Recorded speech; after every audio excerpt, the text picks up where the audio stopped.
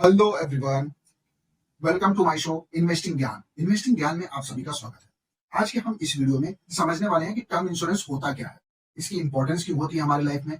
इस वीडियो को देखने के बाद एटलीस्ट आपको इतना पता चल जाएगा कि टर्म इंश्योरेंस आपको लेना चाहिए या नहीं लेना चाहिए।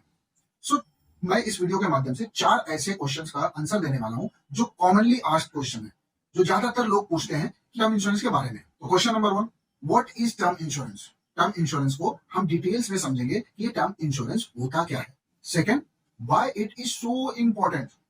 टर्म इंश्योरेंस इतना जरूरी क्यों होता है हमारी लाइफ में, इसके बारे में भी हम डिटेल में समझेंगे। थर्ड क्वेश्चन माय फ्रेंड, लोग ये पूछते हैं how much one should have a insurance cover?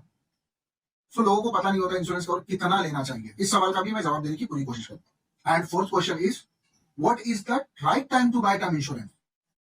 Right time क्या होता है टर्म इंश्योरेंस को खरीदने का?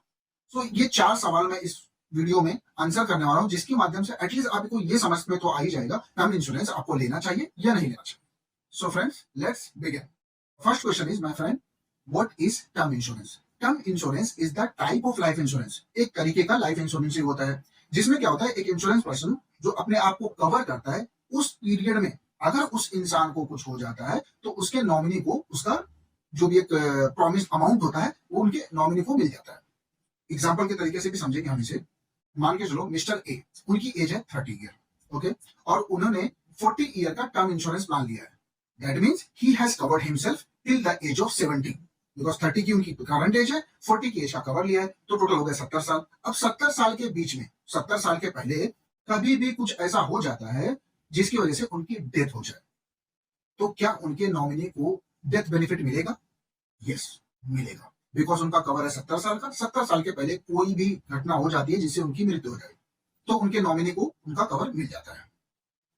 So friends, it is a contract between you and the company, जहां पर आप एक पर्टिकुलर अमाउंट पे करते हो कंपनी को, और उन पर्टिकुलर अमाउंट के बदले में कंपनी एक लमसम अमाउंट आपके नॉमिनी को देती है।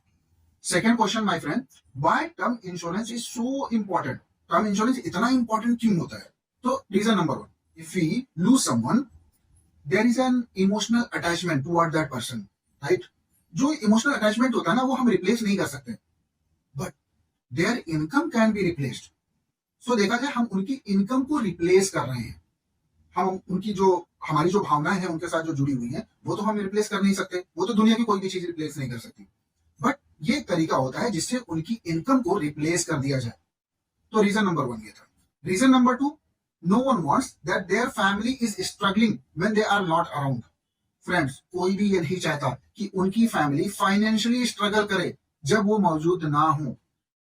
हम सब पैसे कमाते हैं, सेविंग करते हैं, इन्वेस्टमेंट करते हैं, किसके लिए करते हैं? अपनी फैमिली के लिए करते हैं, राइट?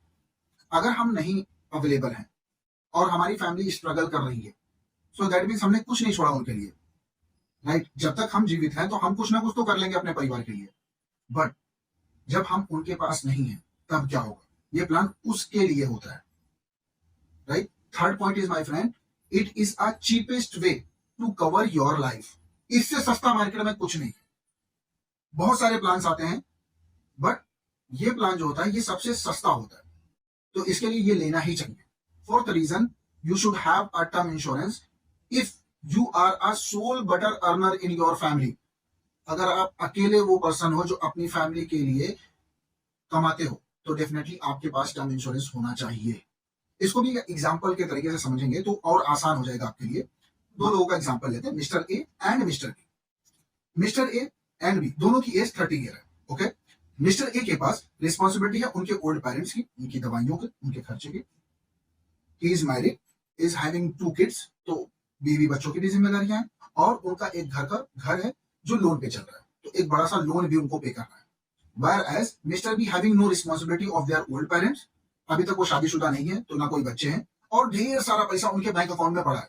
तो आप मुझे बताइए, इन दोनों कैटेगरी में कौन फिट बैठता है टर्म इंश्योरेंस के लिए? सो आप भी यही कहेंगे मिस्टर ए, राइट? क्योंकि मिस्टर ए के पास ओल्ड पेरेंट्स की रिस्पॉन्सिबिलिटी है, उनके बच्चों की रिस्पॉन्सिबिलिटी है, उनकी वाइफ की, घर की, राइट? अगर मिस्टर ए को खुदा ना खास्ता कुछ हो जाता है, तो उनके बच्चों की फीस कौन पे करेगा? पेरेंट्स की दवाइयां कौन लाएगा? घर का ईएमआई कौन पे करेगा? ये सारी चीजें आ जाएगी जैसे ही उनको कुछ हो जाता है। तो मिस्टर ए को कुछ भी हो जाता है, उनकी फैमिली फाइनेंशियली स्ट्रगल करना चालू कर देगी, राइट? तो कौन कौन ऐसे पर्सन होते हैं जिनको टर्म इंश्योरेंस लेना ही चाहिए? पहला, a person who has any kind of डेब्ट, whether it is a home loan, car loan, personal loan, any kind of loan, if it is going on, he must have term insurance. किसी भी तरीके का कर्जा है friends आपके ऊपर, आपके पास होना ही चाहिए। बिकॉज आप एक बात समझो, आपके पास मान के चलो घर है, ओके, या गाड़ी है, घर हो या गाड़ी हो, अगर वो लोन पे चल रही है, आपको क्या लगता है वो घर आपका है, वो गाड़ी आपकी है? अगर आपको ऐसा लगता है कि वो घर आपका है, तो फ्रेंड्स आप सिर्फ 2 EMI स्किप कर दीजिए, उसके बाद देखिए आपको पता चल जाएगा वो घर किसका है। एक्चुअल में वो घर बैंक का है, आपका नहीं है, जब तक आप उसका पैसा पे नहीं कर देते, सिर्फ डॉक्यूमेंट पे आपके नाम पे है। सो इस बात को समझना चाहिए हमें। तो अगर हमारे पास टर्म इंश्योरेंस रहेगा, तो अगर हमें कुछ हो जाता है तो हमारी फैमिली को एटलीस्ट बैंक वाले घर से बाहर नहीं निकालेंगे, बिकॉज वो ये नहीं सुनने वाले आप अवेलेबल हो या नहीं हो, वो तो अपना EMI लेने आ जाएंगे, गाड़ी बैंक वाला लेके चला जाएगा, वो नहीं छोड़ेगा आपकी गाड़ी को। तो आपके ऊपर अगर किसी भी तरीके का लोन चल रहा हो, तो आपके पास टर्म इंश्योरेंस होना ही चाहिए। सेकेंड रीजन, आपके पास टर्म इंश्योरेंस होना ही चाहिए, a person who does not hold much investment और सेविंग इन द बैंक। अगर आपके पास ढेर सारी सेविंग नहीं है, ढेर सारा इन्वेस्टमेंट नहीं है, तो आपके पास टर्म इंश्योरेंस होना ही चाहिए। सो टर्म इंश्योरेंस को ना कभी आप ऐसा मत समझिए कि ये एक मैंने टर्म इंश्योरेंस ले लिया, अगर उस टाइम पीरियड में मुझे कुछ नहीं हुआ तो मेरा पैसा वेस्ट चला गया। लोग ज्यादातर यही डरते हैं। तो फ्रेंड्स, वो बहुत ही कम अमाउंट में आपको बहुत ही बड़ी अमाउंट का कवरेज देता है टर्म इंश्योरेंस। और ये term insurance it is like a protection plan. ये आपके परिवार को प्रोटेक्ट करता है, ये प्रोटेक्शन के लिए है। ये आपको रिच नहीं बनाएगा, बट आपको पुअर भी नहीं होने देगा। सो आप इस बात को समझिए। Third reason is my friend, you must have term insurance if you hold this kind of responsibility. If you are having any responsibility of your child education, their wedding, old parents etcetera, you must have term insurance. अगर आपके पास कोई भी ऐसी liability है, जैसे बच्चों के education से रिलेटेड हो, उनकी शादी के रिलेटेड हो, सो आपके पास तो टर्म इंश्योरेंस होना ही चाहिए। जैसा मैंने पहले कहा, अगर आप जीवित हैं तो आप कुछ ना कुछ तो कर लेंगे अपने परिवार के लिए। ये टर्म इंश्योरेंस आपको कब हेल्प करेगा? जब आप अराउंड नहीं है। अगर आप हो तब तो आप कर ही लोगे, लेकिन आप जब नहीं हो तब क्या होगा? तो उस सिचुएशन को ध्यान में रख के हमें टर्म इंश्योरेंस लेना चाहिए। सो अगर इन 3 कैटेगरी में आप फिट बैठते हो तो आपके पास होना ही चाहिए। एक भी कैटेगरी में अगर आप हो, चाहे आपके पास लोन, कोई बड़ा सा लोन चल रहा हो, या आपके पास ज्यादा रिस्पॉन्सिबिलिटी हो, या आपके बैंक में बहुत सारा इन्वेस्टमेंट नहीं हो, तो आपके पास तो टर्म इंश्योरेंस होना ही चाहिए। Third question is my friend, what is the right time to buy term insurance? So दोस्त, टर्म प्लान खरीदने का कोई राइट टाइम नहीं होता। नॉर्मली अगर देखा जाए तो आपकी पहली सैलरी जब आप उठाते हो तो आपको टर्म इंश्योरेंस ही खरीदना चाहिए। उसका रीजन भी है, मैं आपको बताता हूँ क्यों।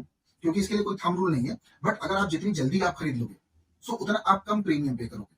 मान के चलो आपकी एज है 40 ईयर और 45 ईयर और 50 ईयर, ओके। अब उस एज में आप अगर टर्म इंश्योरेंस खरीदने जाते हो, तो पहला चीज आपका प्रीमियम ज्यादा होगा। दूसरा चीज, अगर मेडिकल कंडीशन कुछ आ जाती है, क्योंकि मेडिकल टेस्ट होगा आपका, और उसमें कुछ बीमारी आ गई, तो आपका प्रीमियम और ज्यादा बढ़ जाएगा। और वर्स्ट के सिनेरियो में हो सकता है वो आपको इश्यू भी ना करें। सो टर्म इंश्योरेंस आपको तभी लेना चाहिए जब आप फिट एंड फाइन हो। बिकॉज एक बार आपने ले लिया, उसके बाद कोई बीमारी आएगी तो आपका टर्म इंश्योरेंस रद्द नहीं होगा, वो कंटिन्यू रहेगा। फोर्थ क्वेश्चन लोग ये पूछते हैं, how much one should have a insurance cover? So कितने अमाउंट तक का आपका इंश्योरेंस कवर होना चाहिए? तो अगेन माय फ्रेंड, इसमें भी कोई थंब रूल नहीं है, कोई ऐसा नियम नहीं है कि आपको इतने अमाउंट तक का ही कवर लेना चाहिए। Ideally 20 times of your current income आपका टर्म इंश्योरेंस का अमाउंट होना चाहिए। आप सेम डिस्कस कर सकते हो अपने एजेंट से, अपने फाइनेंशियल एडवाइजर से, तो आपको और अच्छे से गाइड करेंगे कि आपकी इनकम के अनुसार आपको बता देंगे कि आपको कितने अमाउंट तक का लेना चाहिए टर्म इंश्योरेंस।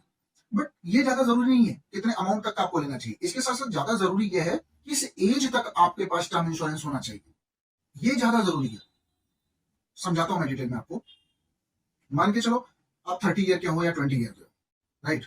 नॉर्मली 65 टू 70 की जो एज होती है ना, उस एज के दरमियान आपके पास कोई रिस्पॉन्सिबिलिटी नहीं होती है। सो ये टर्म इंश्योरेंस तब तक के लिए जब तक आपके ऊपर कोई रिस्पॉन्सिबिलिटी हो। एक बार आप रिस्पॉन्सिबिलिटी से खारिज हो गए, आपके ऊपर आप कोई रिस्पॉन्सिबिलिटी नहीं है, तब आपको टर्म इंश्योरेंस की कोई जरूरत नहीं। कुछ लोग ले लेते हैं 90 साल तक का टर्म कवर, 100 साल तक का टर्म कवर। फ्रेंड्स, कोई जरूरत नहीं है इतनी लंबी लेने की। आपको तब तक टर्म इंश्योरेंस रखना है जब तक आपको उसकी जरूरत हो, जब तक आपके ऊपर कोई लाइबिलिटी हो। तो 65 जो 70 की एज होती है, उसमें उस तक क्या होता है कि आपके बच्चों की एज 30-35 होती है, अगर लड़की होगी तो उसकी शादी हो जाएगी, वो अपने घर चली जाएगी। लड़का भी होगा तो भी एटलीस्ट वो अपने पैरों पे खड़ा हो चुका होगा, राइट? उसकी पढ़ाई कंप्लीट हो गई होगी, वो अपना सेटल्ड हो गया होगा। तो नॉर्मली सभी सेटल्ड हो जाते हैं टिल द एज ऑफ 30 और 35। तब आपको कोई जरूरत नहीं है उसकी टर्म इंश्योरेंस की। So based on your current age, okay, and your liability, उसके हिसाब से आप डिसाइड करिए कितने अमाउंट का आपको टर्म इंश्योरेंस लेना चाहिए और कब तक लेना चाहिए। और बेस्ट पार्ट इसमें यह है कि मान के चलो आपने बिगिनिंग में ही, जैसे आपने शुरुआत किया जॉब करना, आपने टर्म इंश्योरेंस ले लिया, ठीक है, तभी आपकी सैलरी कम थी, बट धीरे धीरे आपकी सैलरी इंक्रीज होती जाएगी। सो आप अपने कवर को भी इंक्रीज कर सकते हो। ऐसा नहीं कि एक बार आपने ले लिया 25 लाख का तो 25 लाख लाइफ टाइम रहेगा।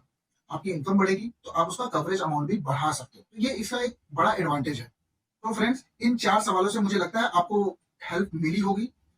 अगर कुछ ऐसा पॉइंट छूट गया तो प्लीज आप कमेंट्स में मुझे डालिए, सो मैं उसके ऊपर अलग से एक वीडियो बनाऊंगा और इसके ऊपर मैं एक और वीडियो रिकॉर्ड करूंगा और रिसर्च करके, सो दैट आप ना एक अच्छे से, चाहे आप ऑनलाइन खरीदो या फिर आप ऑफलाइन, आप एक अच्छे से टर्म इंश्योरेंस चूज कर सको अपने लिए। सो कौन कौन से पैरामीटर्स है जिसको हमें ध्यान में रखकर एक टर्म इंश्योरेंस खरीदना चाहिए, वो हम नेक्स्ट वीडियो में डिस्कस करेंगे। Thank you sir friends.